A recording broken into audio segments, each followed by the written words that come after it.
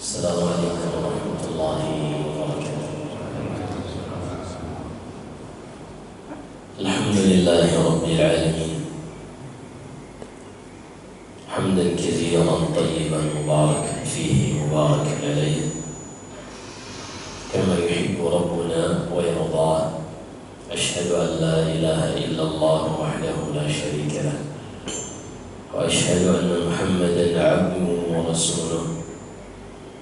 Allahumma salli wa sallim wa barik ala sayyidina wa nabiyyina wa habibina Muhammad wa ala alihi wa ashabihi wa man tabi'ahum bi ihsanin ila yaumiddin. Ya ayyuhalladzina amanu taqullaha haqqa tuqatih wa la tamutunna illa wa antum muslimun. Amma ba'd.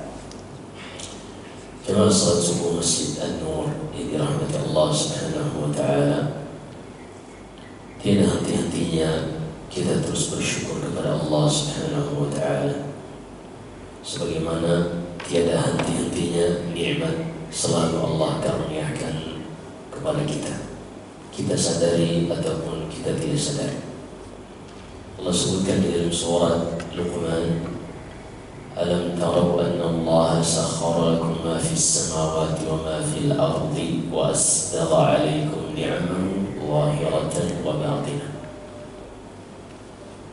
Tidakkah kalian perhatikan bahwasanya Allah Subhanahu wa ta'ala yang mengatur alam semesta, menjadikan setiap benda-benda langit berjalan pada lintasannya masing-masing, yang menjadikan tanda-tanda kebesaran Allah Subhanahu wa ta'ala. Dan kata Allah, Ia juga yang telah mengaruniakan kalian segenap nikmatnya yang nampak, yang bisa kalian cerna dengan panca indera, atau yang tidak nampak, yang tidak kalian saksikan. Dan itu sangat banyak. Misalnya nikmat yang banyak yang kita tidak sadari. Ketika kita tidur, jantung kita tidak berhenti berdetak, paru-paru kita tidak berhenti untuk mengembang mengepis agar tubuh kita bisa tersuplai oksigen di dalam. Juga organ-organ kardiovaskular lainnya yang Allah Subhanahu wa ta'ala menjadikan ini nikmat bagi manusia, yang walaupun manusia itu tidak menyadarinya saja mereka tidak mengetahui hal ini, apalagi mensyukurinya. Sehingga inilah kita manusia. Kalau seandainya yang nampak kita tidak bisa syukuri, lalu bagaimana yang tidak nampak? Assalamualaikum. Kemudian kita ingin melanjutkan pembahasan kita di majelis ini, dan alhamdulillah mudah-mudahan majelis yang kita berada di dalamnya ini menjadi bagian dari bentuk realisasi syukur kita kepada Allah Subhanahu wa ta'ala. Karena syukur, kita sudah sebutkan ucapan Ibnu Al-Qayyim rahimahullah, seorang tidak mungkin bisa merealisasikan rasa syukur ini sampai dia memenuhi 3 hal. Yang pertama, dia meyakini setiap nikmat datangnya hanya dari Allah Subhanahu wa ta'ala. Wa ma bikum min ni'matin fa min Allah. Kata Allah dalam surat An-Nahl, tidak ada satupun nikmat yang kalian miliki melainkan datang hanya dari Allah Subhanahu wa ta'ala. Kemudian yang kedua, tidaklah seorang itu bisa merealisasikan syukur ini kecuali dengan dia mengucapkan dengan lisannya, mengucapkan alhamdulillah. Sehingga Nabi sallallahu alaihi wasallam mengajarkan kita dalam segala hal, ketika kita selesai dari melakukan sesuatu untuk memuji Allah, seperti ketika selesai dari makan, kita membaca alhamdulillahilladzi at'amani hadza wa razaqani min ghairi haulin wala quwwah. Begitu juga dalam amalan-amalan yang lain, ketika kita selesai kita membaca alhamdulillah. Atau seorang bersyukur dengan lisannya ini dengan menceritakan nikmat ini. Ia ceritakan ketika dapat nikmat, ia ceritakan kepada keluarganya, kepada orang-orang yang dia ketika menceritakan tujuannya untuk mengingatkan orang lain tentang nikmat Allah, bukan untuk memamerkan semata-mata ingin mendapatkan pujian. Sebagaimana Allah sebutkan di akhir surat Ad-Duha, wa amma bi ni'mati rabbika fahaddits. Dan ada pun nikmat dari Rabb wahai Muhammad, ceritakan kepada orang lain. Sehingga kata Ibnu Al-Qayyim rahimahullah, kita dianjurkan untuk menceritakan nikmat ini, namun kembali kepada niat orang yang menceritakannya.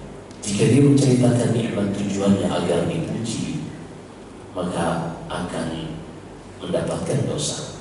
Tapi kalau seandainya dia menceritakan agar orang lain menyadari akan nikmat Allah yang sangat besar ini, maka dia akan mendapatkan pahala karena telah melaksanakan perintah Allah. Kemudian yang terakhir, yang ketiga, seorang tidak mungkin bisa merealisasikan syukur kepada Allah atas nikmatnya kecuali dengan tiga ini. Yang ketiga adalah isti'maluhu fi ta'atillah. Seorang menggunakan nikmat ini di atas ketaatan kepada Allah Subhanahu wa ta'ala. Maka dengan duduk di majelis ini yang merupakan ketaatan yang dicintai oleh Allah Subhanahu wa ta'ala, yang disebutkan dalam banyak hadis-hadis Nabi sallallahu alaihi wasallam, kita berharap mengisi waktu-waktu yang kita lewati dalam kehidupan ini duduk sejenak di majelis. Mudah-mudahan ini sebagai bentuk syukur kita atas nikmat kesehatan, nikmat ketika bangun pagi, kolesterol sedang tidak kambuh, gula darah sedang tidak naik, syaraf kejepit juga sedang baik-baik saja.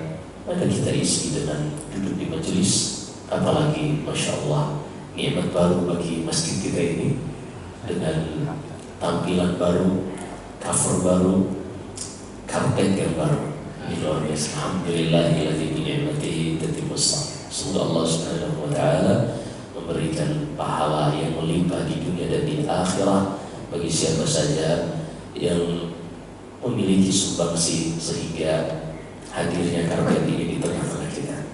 Ini nikmat. Utsman bin Affan radhiyallahu anhu disebutkan di Ibnu Katsir dalam Al-Bidayah wa Nihayah, di masa khilafah beliau teringat dengan hadis Nabi sallallahu alaihi wasallam, man bana lillahi baitan walau kamafhas qadha bana Allahu lahu baitan fil jannah.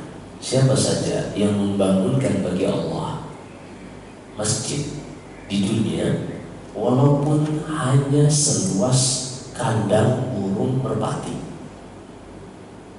tapi peruntukan untuk masjid ini kan makna kiasan namanya, makna konotasi, makna kiasan ini. Sehingga Utsman bin Affan memahaminya, ia harus memberikan sumbangsi terhadap masjid terbaik setelah Masjidil Haram, yaitu Masjid Nabawi. Sehingga di zaman Utsman bin Affan beliau melakukan perluasan walaupun sedikit. Yang penting beliau termasuk yang ikut membangun rumah Allah di dunia ini, di bumi ini. Maka orang-orang yang menginfakkan hartanya untuk masjid, baik itu memperluas, renovasi, atau seperti yang kita saksikan ini, mengganti hal-hal yang untuk kenyamanan jamaah, maka pertama dia telah membangunkan bagi Allah masjid di dunia, termasuk yang membangunkan. Kemudian yang kedua, tidaklah seorang bersujud di masjid tersebut melainkan dia akan mendapatkan bagian dari pahalanya tanpa mengurangi sedikit pun pahala orang-orang yang salat di masjid tersebut. Kata Nabi sallallahu alaihi wasallam di dalam Sahih Bukhari dan Sahih Muslim, man dalla ala khair falahu ajruhu wa ajru man amila bih ghairu annahu la yanqus min ujurihim syai'an. Siapa saja yang menunjukkan kepada kebaikan, memfasilitasi untuk orang lain melakukan ketaatan, maka dia akan mendapatkan pahala ketaatan tersebut. Begitu juga pahala orang-orang yang melakukan ketaatan karena dia telah memfasilitasi tanpa mengurangi pahala mereka sedikit pun. Maka kita bersyukur kepada Allah Subhanahu wa ta'ala atas nikmat yang terbangkan ini. Juga kita syukur, berterima kasih kepada siapa saja yang telah memberikan sumbangsi sehingga kita merasakan nikmat yang baru. Kemudian kita akan lanjutkan dengan hari-hari yang dilewati oleh Nabi Sallallahu Alaihi Wasallam, dan tidak terasa kita sudah sampai pada tahun ke-6 Hijriah. Di tahun ke-6 Hijriah ini kita sudah sebutkan awal peristiwa besar yang terjadi, yaitu berkaitan tentang Sulhul Hudaybiyah, di mana pada bulan Dzulqa'dah Nabi Sallallahu Alaihi Wasallam bermimpi beliau melakukan umrah ke Mekah.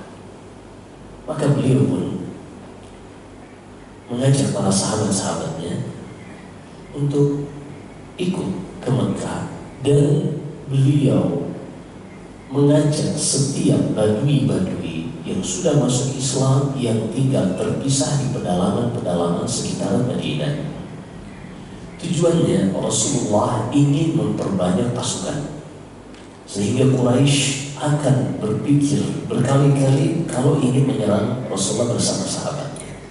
Karena Rasulullah SAW akan masuk ke kota Mekah, kota musuh bebuyutannya pada saat itu, tapi beliau tidak ingin berperang. Beliau hanya ingin untuk melaksanakan umrah. Berangkatlah dengan pasukan 1.400 pasukan, disebutkan Jabir bin Abdullah radhiyallahu anhu.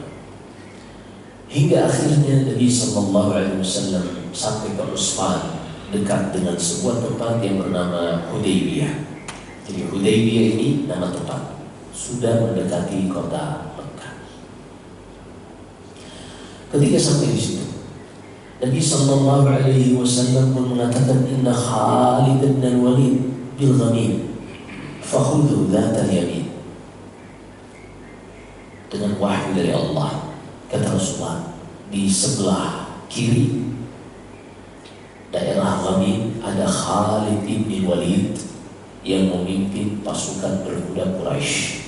Karena ternyata berita kedatangan Rasulullah ke Mekah ini telah tersebar di orang-orang Quraisy. Khalid bin Walid sudah dipersiapkan oleh Abu Sufyan sebagai pemimpin Quraisy pada saat itu untuk mempersiapkan pasukan berkuda dipimpin oleh Khalid bin Walid. Rasulullah mengatakan, Khalid bin Walid sebelah kiri, ambil kanan. Kata Rawi, Khalid bin Walid tidak menyadari pasukan kaum muslimin ternyata sudah melewatinya jauh. Yang tersisa ketika Khalid bin Walid datang hanya debu-debu pejalan kaki dari pasukan Rasulullah SAW. Akhirnya Khalid bin Walid pun bersegera dengan kudanya mendahului Rasulullah kepada orang-orang Quraisy. Maka pada saat itu pun Quraisy yang sudah datang dengan pasukannya, bahkan mereka membawa al-uzul matafil, mereka membawa onta-onta yang masih menyusui. Dan ini perbekalan pada saat itu yang bisa dibawa kemana-mana.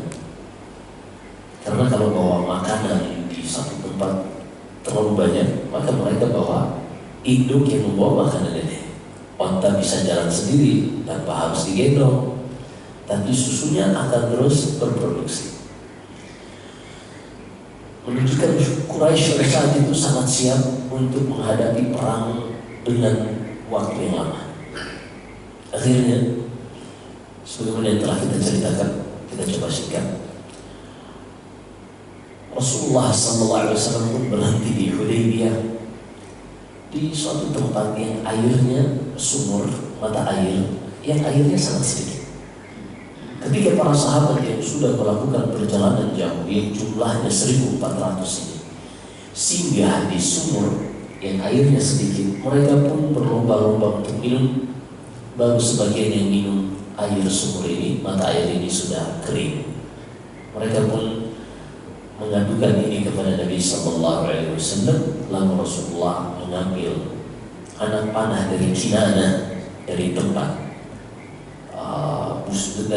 anak panahnya, diberikan kepada salah seorang sahabat untuk menancapkan anak panah ini di tempat mata air tadi.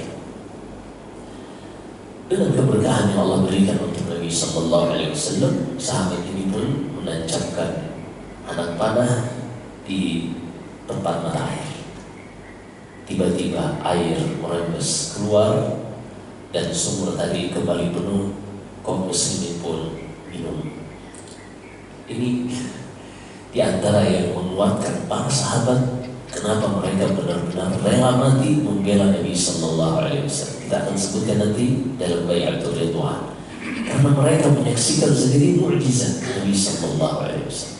Sebagaimana dahulu Bani Israel melihat mukjizat Nabi Isa.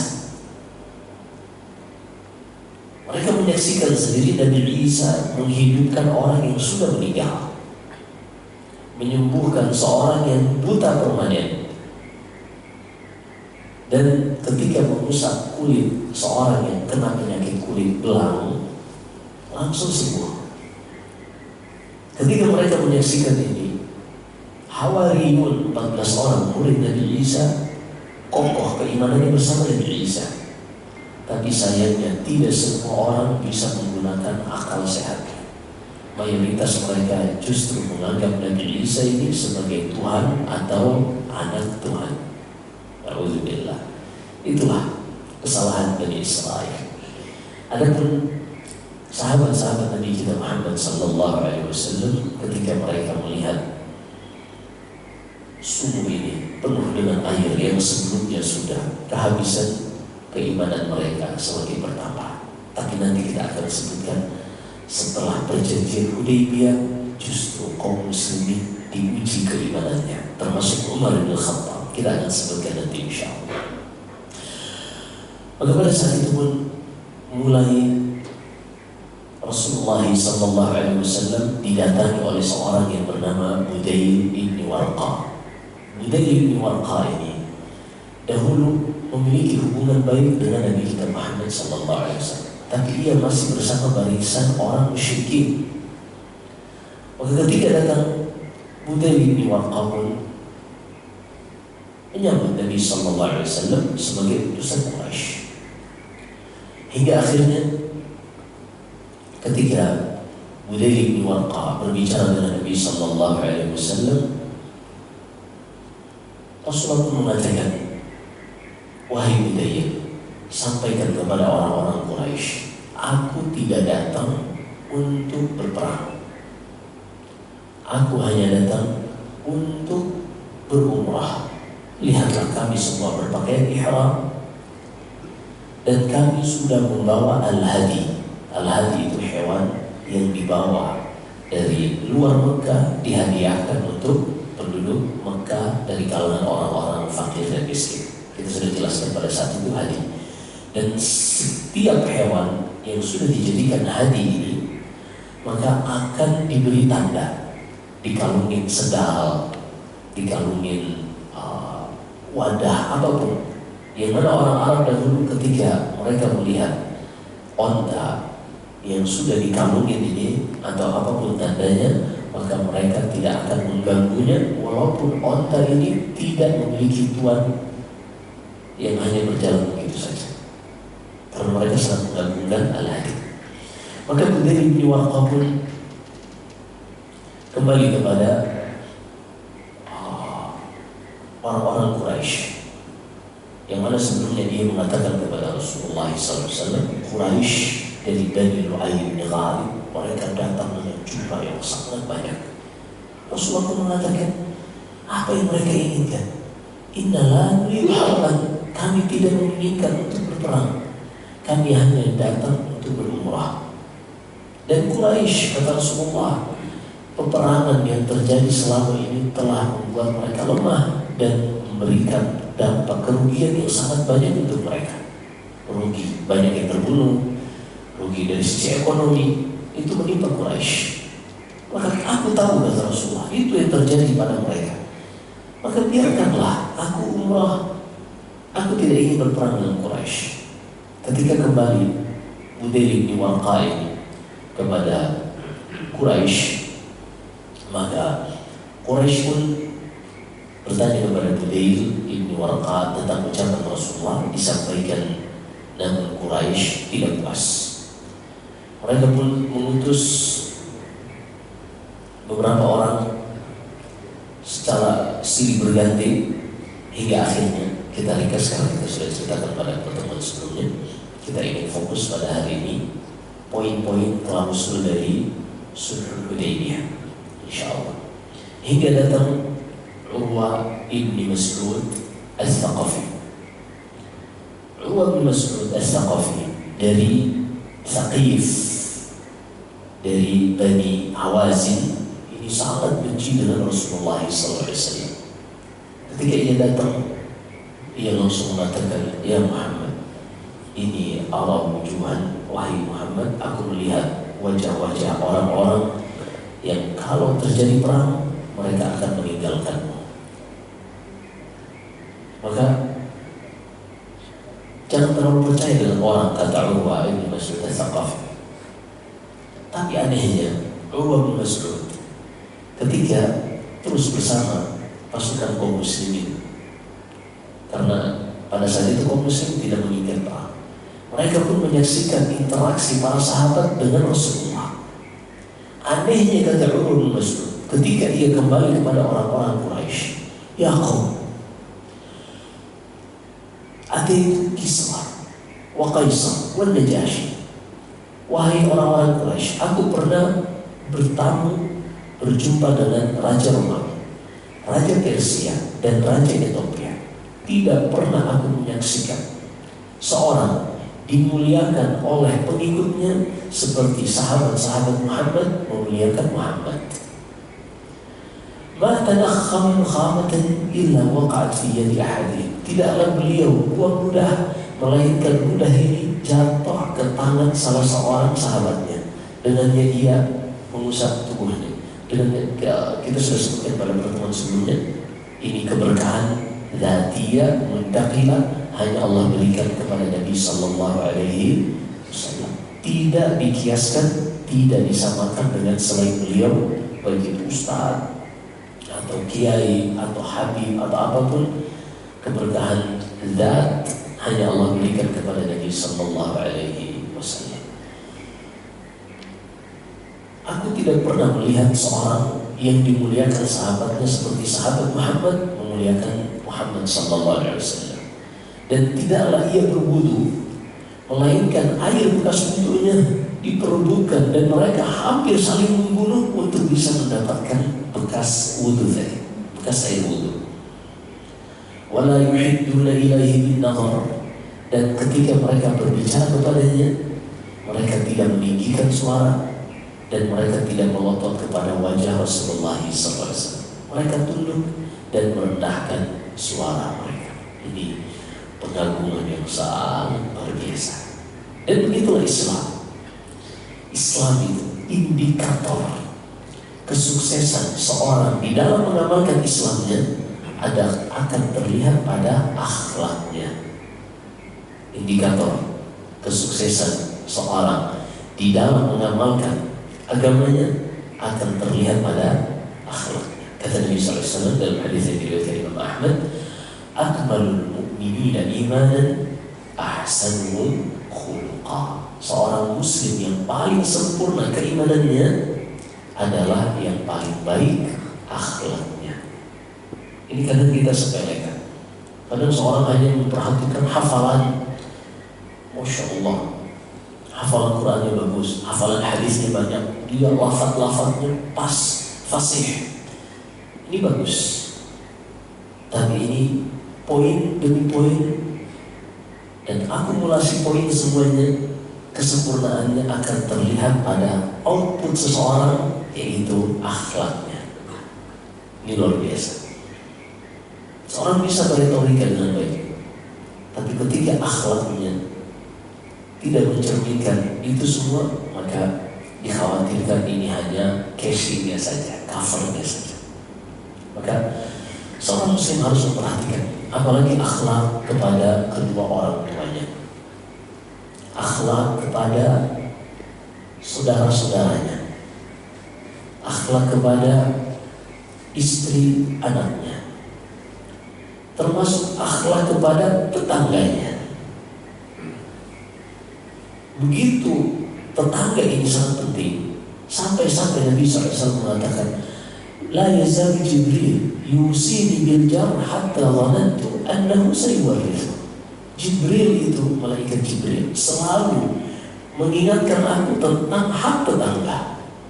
Terus diingatkan sampai-sampai aku menyangka tetangga ini nanti bisa mewarisi tetangganya yang lain. Artinya hampir-hampir disamakan antara tetangga dengan kerabat, karena yang bisa saling mewarisi hanyalah kerabat.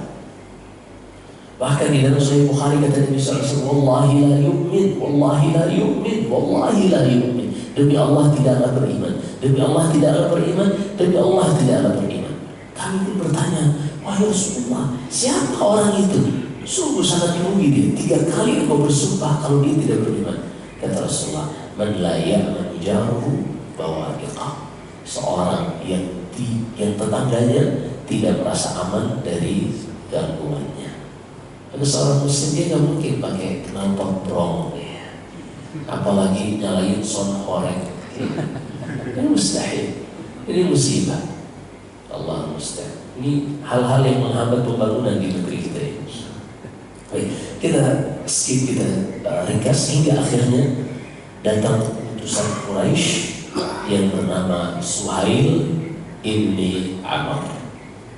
Suhail ibni Amr ini dulu musyrik, nanti masuk Islam ketika penaklukan kota Mekah.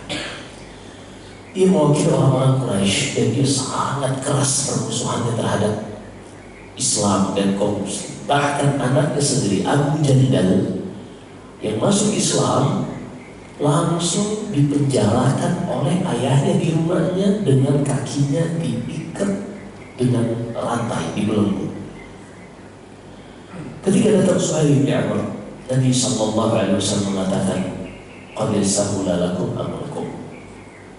Insyaallah dengan kedatangan Suhail bin Amr ini akan lebih mudah, karena dia adalah seorang yang lebih mendahulukan negosiasi. Ada itu sebagian kayak gitu. Ada yang mendahulukan perang, ada yang mendahulukan negosiasi. Maka pentingnya di sini kita mengenal karakter orang lain. Begitu juga karakter musuh dalam peperangan, dan ini bagian dari strategi perang. Baik, ketika datang Suhail bin Amr, ia pun bertemu dengan Nabi Sallallahu Alaihi Wasallam.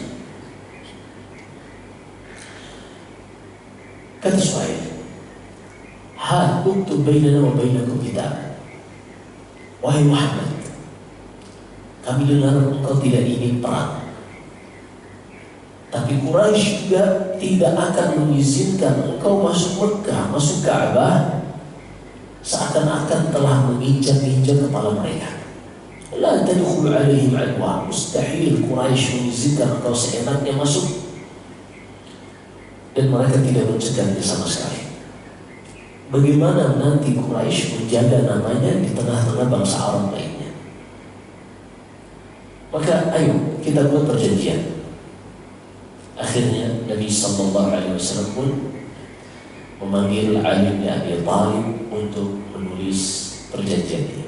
Rasulullah mengatakan, uktub ya Ali Bismillahirrahmanirrahim.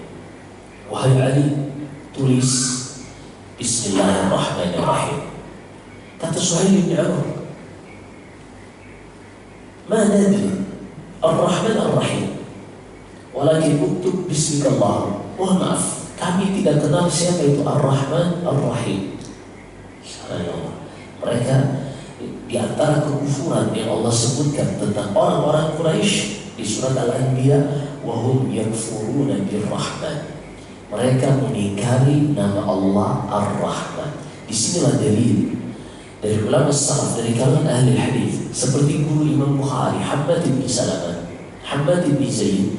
Mereka mengkafirkan siapa saja yang sengaja menghilangkan nama Allah atau sifat Allah dari apa yang sudah Allah tetapkan untuk dirinya, atau yang dikenal dengan tauhid al-asma wa sifat. Karena Allah kafirkan Quraisy, salah satu sebabnya wahum yakfuruna bir-Rahman. karena mereka tidak mau beriman dengan Allah. Intinya, maka ditulislah, kata Rasulullah SAW kepada Ali bin Abi Thalib, tulis bismika Allahumma. Artinya bismika dengan menyebut namamu, Allahumma artinya ya Allah. Setiap kita dapati Allahumma di dalam Al-Quran atau di luar Al-Quran, maka artinya ya Allah. Karena orang Arab tidak menyebutkan ya Allah. Orang Arab tidak menyebutkan ya Allah, enggak.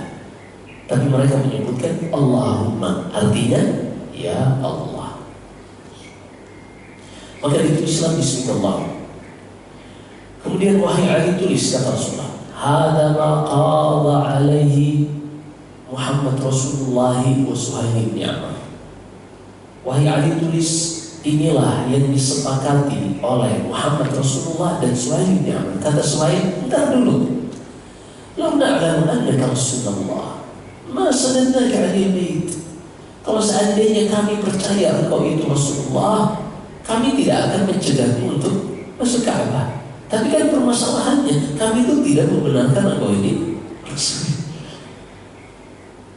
Walakin uktub hadza ma qada alaihi Muhammad bin Abdullah. Tulislah, inilah yang disepakati Suhail bin Amr dengan Muhammad bin Abdullah. Kata Rasulullah, wallahi inni la Rasulullah haqqan walau kadzabtumuni. Demi Allah, aku ini adalah Rasulullah sallallahu alaihi wasallam, utusan Allah, walaupun kalian mendustakanku. Ya Ali, uktub. Wahai Ali, tulislah Muhammad bin Abdullah. Ngalah Rasulullah SAW. Jadi terkadang kita mengalah itu bukan karena kalah, tapi mengalah itu adalah salah satu strategi untuk mempersiapkan kemenangan. Dan kita akan melihat pada perjanjian, termasuk mengalah pada istri. Jangan disangka itu kalah ya, tapi itu salah satu strategi untuk menjaga keharmonisan rumah tangga, bukan yang lain. Kemudian mulailah Suhail bin Amr mengimla Ali bin Abi Thalib. Tulis, kata Rasulullah SAW, kata Suhail bin Amr, tulis, siapa saja yang datang dari kamu, la ya'tika minna rajulun musliman wa in kana ala dinik illa radadtahu ilaina. Wahai Muhammad, tulis, wahai Ali, tulis, siapa saja yang datang dari Mekah kepada kalian di Madinah karena masuk Islam, maka wajib untuk engkau kembalikan ke Mekah. Dan siapa saja yang datang dari Madinah dari kalian murtad dari Islam datang ke Mekah, maka tidak ada kewajiban bagi kami untuk mengembalikannya kepada kalian. Kita ulangi isi perjanjian. Siapa saja yang datang dari penduduk Mekah kepada kalian karena masuk Islam, maka wajib bagi kalian untuk mengembalikannya ke Mekah kepada kalian. Tidak boleh melindungi yang masuk Islam kalau baru datang dari Mekah. Sebaliknya, kalau ada dari kalian yang murtad datang ke Mekah, maka tidak ada kewajiban bagi kami untuk mengembalikannya kepada kalian. Secara hitung-hitungan, rugi tidak kaum muslimin? Jangan buru-buru. Itulah pendapat Umar yang nanti akan kita sebutkan. Kemudian yang kedua, kata Suhail bin Amr di dalam perjanjian. Yang kedua adalah, tadi yang pertama, siapa yang datang? Yang kedua adalah gencatan senjata selama 10 tahun. Tidak boleh ada perang, tidak boleh ada pencegatan ketika kafilah dagang Quraisy ke Syam yang akan melewati Madinah, tidak boleh diganggu. Ini kesepakatan. Poin yang ketiga, anna bainahum aibatun maghfufah. Tidak boleh ada rencana-rencana tersembunyi ketika ridha dengan perjanjian ini. Harus ridha dan sepakat dengan perjanjian ini. Kemudian yang berikutnya, yang keempat, tidak boleh ada saling khianat dalam perjanjian ini, dan tidak boleh ada penculikan. Karena kalau terang-terangan perang namanya, tapi terkadang diam-diam diculik. Ini tidak boleh juga terjadi. Kemudian yang berikutnya, siapa saja dari orang-orang bangsa Arab yang akan masuk kepada perjanjian ini bisa bersama kubu Quraisy dan bisa bersama kubu kaum muslimin. Akhirnya Hawazin, penduduk Taif, mereka memilih bersama Quraisy. Adapun Khuza'ah, kabilah besar juga dari bangsa Arab, mereka masuk bersama Rasulullah SAW. Artinya, kalau seandainya penduduk Taif menyerang Rasulullah, maka mereka telah melanggar perjanjian dan terkena dampaknya Quraisy. Begitu juga sebaliknya kalau seandainya yang melakukan itu sekutu kaum muslimin. Jadi masing-masing memiliki sebab. Setelah kejadian ini ditulis,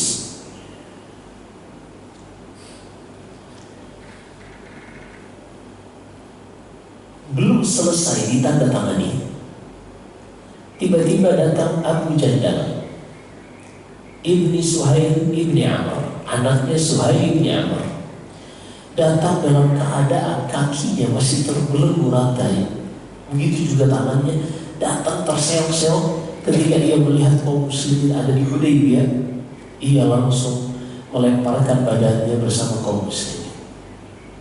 Ayahnya Suhail bin Amr paling kenal dengan gelagat anaknya. Kata Suhail bin Amr, "Hadza awwal ma uqadika fi." Wahai Muhammad, inilah buah kesepakatan kita yang pertama. Siapa saja yang datang dari Mekah kepada kalian muslim, wajib untuk dikembalikan. Kata Suhail, ya Suhail, inna lam naqdi ba'da kitabah. Wahai Suhail, kita belum tanda tangani ini. Ini belum selesai perjanjian. Kok seperti itu?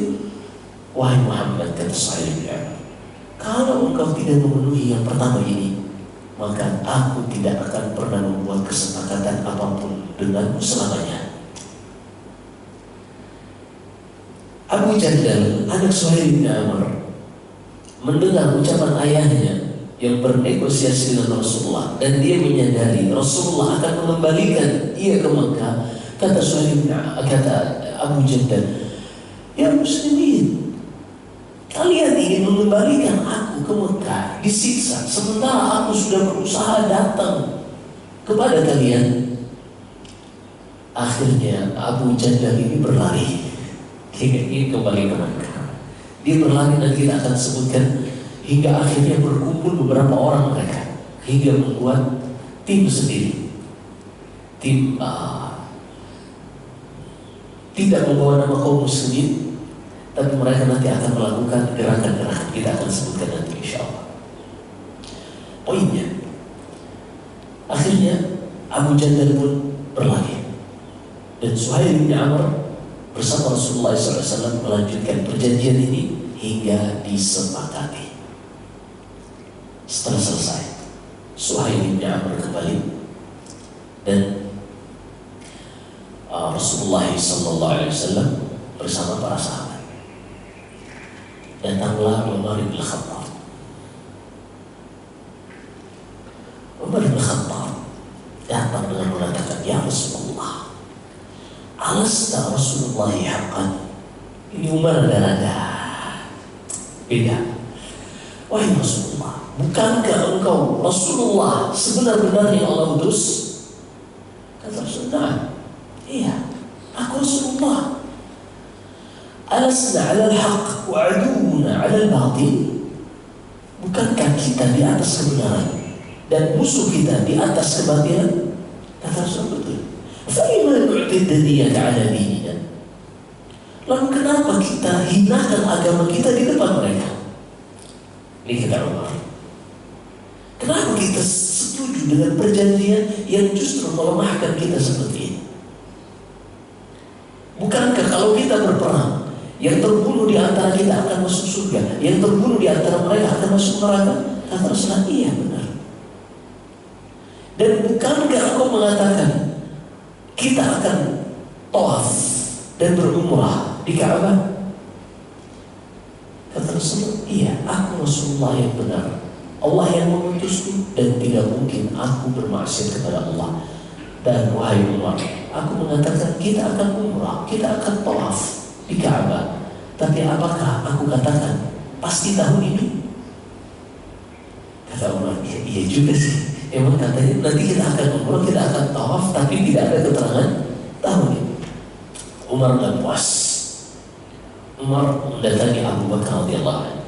Ya Abu Bakar, alaysa huwa Rasulullah haqqan? Ini Abu Bakar didatangi oleh Umar bin Khattab.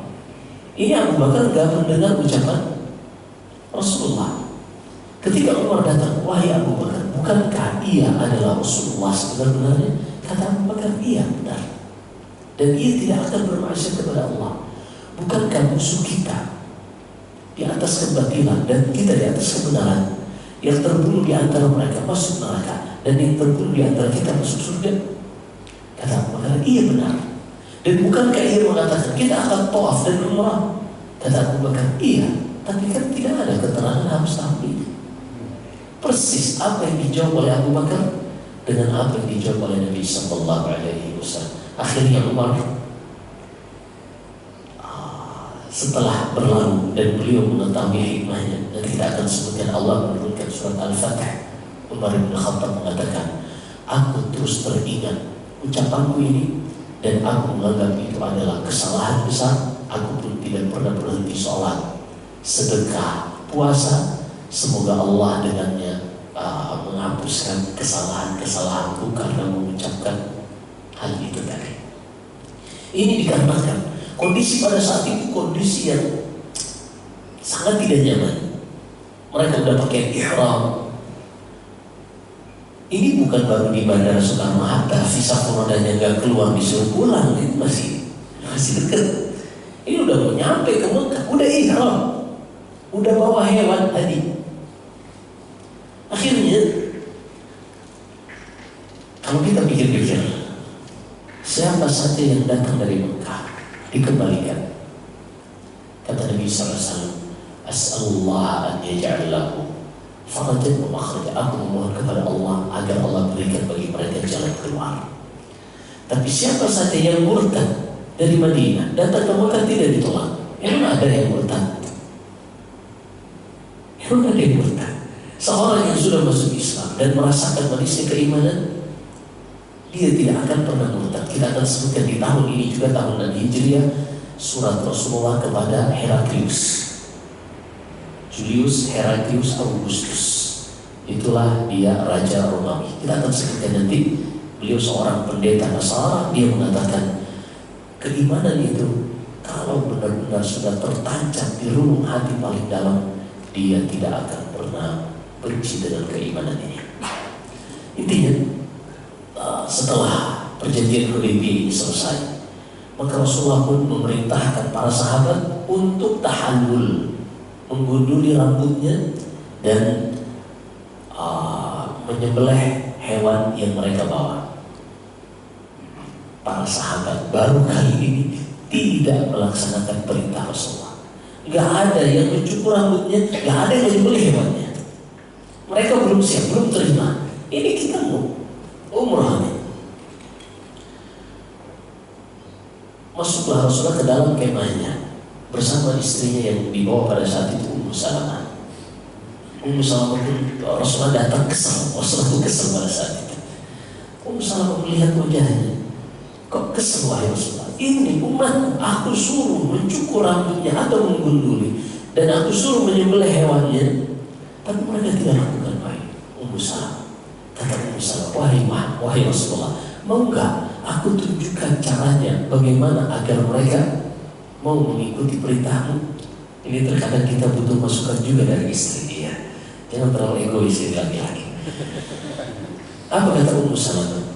Wahai Rasulullah, keluar, jangan ajak bicara siapapun, dan Panggil tukang cukurmu untuk mencukur kepalamu dan sembelih langsung hewan. Jangan berbicara dengan siapapun.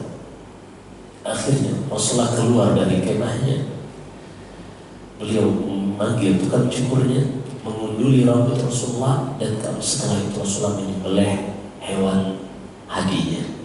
Ketika sahabat melihat Rasulullah mencukur kepalanya, mereka pun langsung berlomba-lomba, hampir saling membunuh di antara mereka. Karena pada saat itu alat cukur, golok, pedang, hampir mereka saling membunuh sesama mereka karena berlomba-lomba untuk mengikuti Rasulullah SAW. Disinilah diajarkan oleh para ulama bahwasanya mengajarkan dengan bahasa tubuh lebih kuat pengaruhnya di dalam hati dari hanya sekadar bahasa lisan. Dan di sini juga pentingnya kita mengetahui bahwasanya terkadang masukan dari orang lain itu bisa lebih cerdas, lebih relate dibanding pendapat kita sendiri. Walaupun itu seorang istri. Fasyahid ketika Rasulullah pulang menuju ke Madinah, dengan kita tutup insyaallah sebelum tanya jawab. Allah menurunkan satu surah yang bernama Al-Fath. Isi perjanjian tadi seakan-akan kekalahan sebagaimana dipahami Umar. Tapi Allah menurunkan firman-Nya yang diberi nama Al-Fath. Kata Allah di ayat pertama dan seterusnya, Inna fatahna laka fathan mubina. Wahai Muhammad, kami telah berikan kepadamu kemenangan yang besar. Jadi Allah namakan perjanjian Hudaybiyah ini dengan kemenangan. Ternyata benar, begitulah realitanya. Setelah gencatan senjata, setelah perjanjian Hudaybiyah, mulailah Rasulullah bisa berdakwah lebih luas karena sudah tidak disibukkan perang dengan Quraisy. Beliau mulai menulis surat kepada raja-raja di dunia, mengirim surat kepada Heraklius, Raja Romawi, mengirim surat kepada Kisra, Raja Persia, mengirim surat kepada Raja Habasyah. Walaupun Raja Habasyah juga sudah pernah kita sebutkan ia sudah masuk Islam karena pada saat itu di tahun kelima kenabian kaum muslimin hijrah pertama ke Habasyah. Ternyata perjanjian Hudaybiyah ini justru dampak positifnya untuk kemenangan kaum muslimin. Nah, itulah kalau kita menyerahkan seluruhnya kepada wahyu, kepada bimbingan dari Allah, walaupun terkadang pahit kita rasakan, tapi di balik itu semua ada hasil yang terbaik yang sudah Allah siapkan bagi seorang yang bersabar. Ini akhir dari perjanjian Hudaybiyah. Allah tutup dengan menurunkan firman-Nya, wahai Muhammad, sesungguhnya kami telah berikan untukmu kemenangan yang besar, yaitu perjanjian Hudaybiyah. Nah, silakan Allah. Baik, hadirin yang dirahmati Allah Subhanahu wa taala, demikianlah sudah kita simak, sudah kita dengarkan untuk sirah nabawiyah yang sudah sampai tahun ke-6 tentang perjanjian Hudaybiyah. Baik, hadirin yang dirahmati Allah Subhanahu wa taala, silakan barangkali ada yang perlu ditanyakan atau kurang penjelasan dari keterangan, silakan Pak. Assalamualaikum warahmatullahi wabarakatuh, Ustaz. Izin bertanya, Allah memerintahkan Rasulullah melalui wahyu dengan mimpi tadi di tahun ke-6 Hijriah untuk umroh. Sebenarnya Allah Maha tahu, sebenarnya Allah tahu kalau bakalan tidak berhasil ya umrohnya, artinya tidak bisa masuk. Tapi Allah tetap memerintahkan gitu. Apakah ibrahnya itu kalau kita bertakwa itu kita harus tahu itu tidak instan, harus perlu dengan perjuangan dan kesabaran dan sebagainya. Terima kasih. Ya. Allah sebutkan di dalam surat At-Talaq, "Wa may yattaqillaha yaj'al lahu makhraja." Siapa saja yang bertakwa kepada Allah, Allah akan menjadikan untuknya jalan keluar bahkan dari hal yang tidak pernah ia sangka-sangka. Jadi Allah jadikan di dalam kehidupan ini ada namanya sebab, ada hasil akibat. Kita selalu dituntut oleh Allah Subhanahu wa taala untuk menjalani sebab, bukan untuk memastikan hasil atau akibat. hasil atau akibat ini adalah urusan Allah Subhanahu wa Ta'ala. Adapun kita hanya dituntut untuk menjalani sebab. Kemenangan Islam ini hasil dari Allah Subhanahu wa Ta'ala, dan Allah jadikan ada sebabnya. Kita hanya dituntut untuk menjalani sebabnya, mempersiapkan kekuatan, pasukan, alutsista, strategi, dan seterusnya. Apakah dengan semua kita menjalani sebab ini pasti kita mendapatkan hasilnya? Belum tentu. Terkadang Allah ingin menguji orang-orang yang menjalani sebab ini, apakah mereka jujur untuk Allah ataukah untuk selain Allah Subhanahu wa Ta'ala. Sehingga di sini ini pertanyaan yang sangat bagus. Selalu kita harus fokusnya pada sebab, jangan fokus pada hasil. Karena terkadang kita akan kecewa kalau fokus pada hasil. Karena kita tidak pernah dituntut untuk memastikan hasil. Allah Subhanahu wa Ta'ala sebutkan di dalam surat An-Nur, wa'adallahu alladhina amanu minkum wa 'amilus salihati la yastakhlifannahum fil ardi kama istakhlafa alladhina min qablihim wa la yumakkinanna lahum dinahum alladhi irtadha lahum wa la yubaddilannahum min ba'di khawfihim amna. Allah sudah janjikan kepada kalian suatu hasil, yaitu Allah akan jadikan kalian agama yang terbaik. Tidak ada sedikit pun yang bisa mengganggu kalian, yang akan menjadikan kalian pemimpin di muka bumi ini. Ini khilafah Islam nanti akan menguasai segala penjuru dunia ini. Itu hasil yang Allah janjikan. Tapi hasil ini tidaklah bisa didapatkan kecuali menjalani sebabnya. Kata Allah ada dua sebabnya. Ya'budunani la yusyrikuna bi syai'an. Mereka hanya beribadah kepadaku dan tidak menyekutukan aku dengan sesuatu apapun. Maka kita tidak fokus melihat hasil, kapan kita menang nih. Akhirnya ketika hasil itu terkadang telat datangnya, kita pun kecewa. Waduh, udah berdoa dan dikabulkan terus. Ini yang salah doanya apa? Nah, mulai itu datang sultan. Sehingga kata Nabi sallallahu alaihi wasallam dalam hadis riwayat Imam Tirmidzi, la yazalu yustajabu ahadukum ma lam yasta'jil.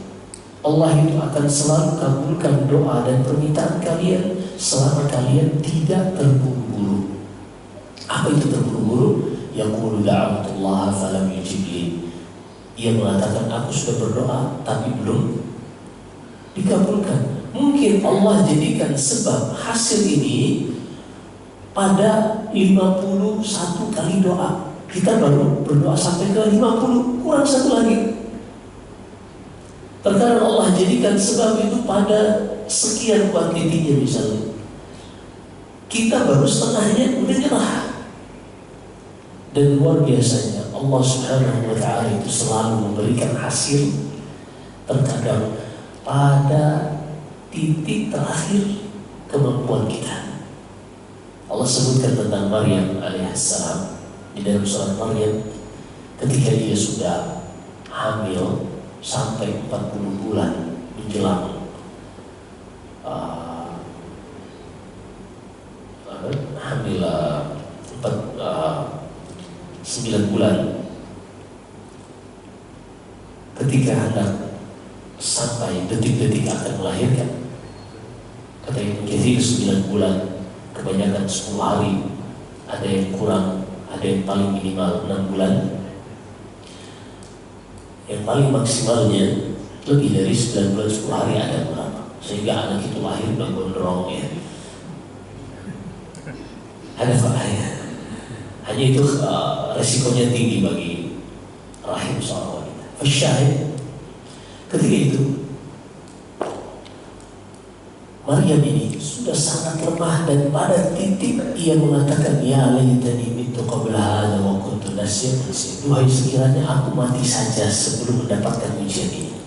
Ini menunjukkan sudah titik terakhir. Ketika titik terakhir inilah baru Allah perintahkan Maryam, wa huzzi ilaiki bi jid'in nakhlah. Wahai Maryam, apa yang kau takutkan?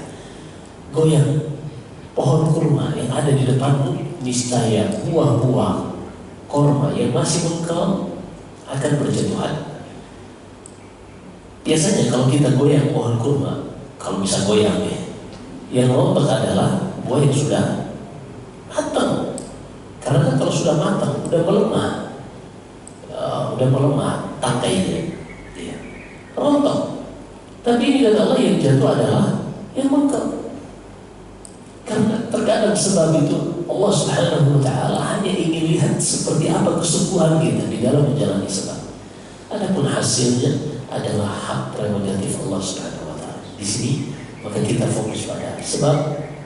Siapa saja yang menjadikan mengikuti firman Allah, hadis Nabi SAW sebagai sebab keselamatan dalam hidupnya, maka Allah akan sampaikan kepada hasilnya. Namun terkadang Allah akan uji kita di dalam menjalani sebab tersebut.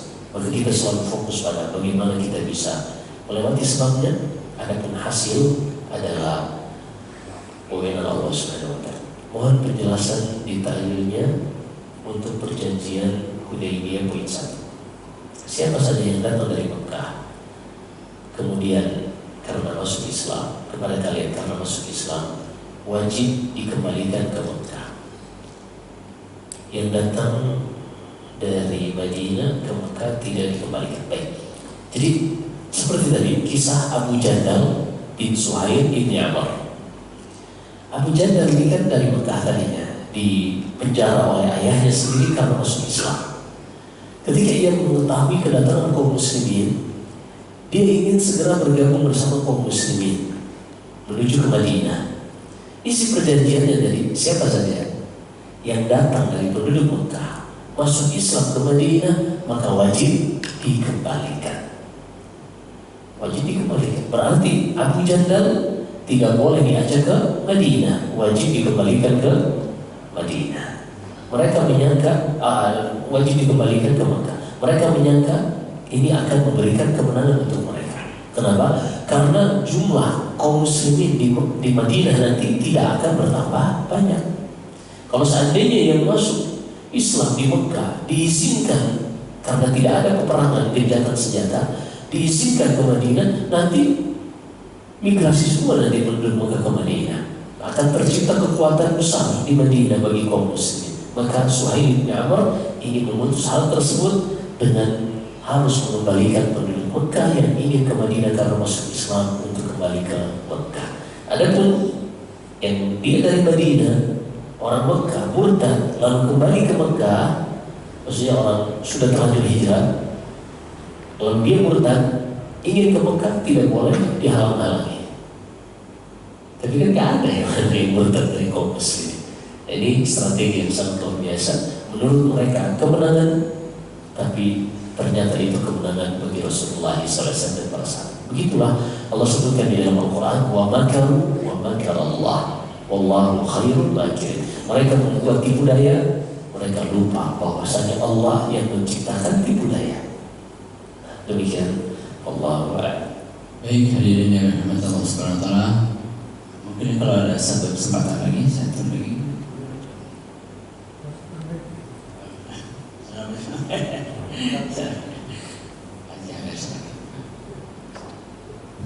Assalamualaikum warahmatullahi wabarakatuh. Waalaikumsalam. Episode saat ini yang kita sedang kami dengarkan sangat membuat kita mengambil nasihat-nasihat dan tersirat dari sejarah Nabi tadi itu. Yang saya tangkap atau saya menemukan nasihat atau pesan moral dari peristiwa tadi, bahwa Nabi itu seakan-akan mundur selangkah dulu untuk menang berikutnya. Nah itu jangan dilakukan pada masa sekarang ini, orang untuk ngotot-ngototan untuk tetap menang. Padahal tadi sudah dicatat Ustaz bahwa melangkah mundur selangkah maka itu bisa membawa hikmah yang luar biasa.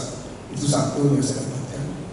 Yang kedua, bahwa Nabi sendiri itu orang yang sangat humble, mendengarkan pendapat orang lain dan tidak keras kepala. Kalau pemimpin sekarang kan bahkan keras kepala, pokoknya aja yang didengarin, pendapat orang lain tidak. Yang di negara sebelah Konoha Pak ya.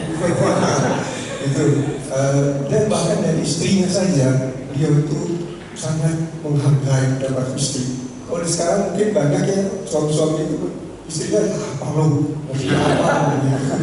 Jadi ini sangat banyak yang kita dapatkan hikmah atau pesan orang yang saya temukan. Alhamdulillah. Terima kasih. Assalamualaikum warahmatullahi wabarakatuh. Begitulah Pak, emang laki-laki itu kadang mereka merasa gengsi untuk menerima masukan dari perempuan. Emang laki-laki itu egois Pak. Makanya saya gak suka sama laki-laki. Saya juga gak suka. Masya Allah, betul sekali Pak. Memang sebagai seorang pemimpin, dia tahu urusan yang akan dia hadapi semua lini kehidupan bangsa dan negara. Dan sementara dia, pengalaman hidupnya tentunya tidak seperti pengalaman orang banyak. Artinya dia terkadang fokus pada satu bidang, dia terluputkan dari bidang yang lain. Maka disitulah pentingnya seorang itu untuk menerima yang namanya masukan. Kita di dalam Islam selalu kita dibimbing untuk tidak mengambil keputusan terburu-buru. Kata Nabi SAW, jika seorang di antara dalam hadis Jabir bin Abdullah radhiyallahu anhu, jika kalian dihadapkan dengan dua perkara, bingung kalian mau memilih yang mana, maka beristikharahlah, salat 2 rakaat, kemudian minta petunjuk kepada Allah Subhanahu wa taala. Ini mengajarkan kepada kita untuk tidak terburu-buru mengambil kebijakan, untuk tidak terburu-buru mengambil keputusan, tapi harus diperhatikan dampak positifnya, dampak negatifnya, mana yang lebih dominan. Karena agama kita selalu dibangun di atas maslahat dan menghilangkan mafsadat.